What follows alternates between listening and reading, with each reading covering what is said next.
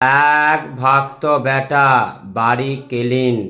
উনি police officer. ওনার নাম অনুপম গায়েন। উনি মায়ের ইউটিউবে ভিডিও দেখে উনি মাকে পুজো পাঠাইছে 501 টাকা দিয়ে।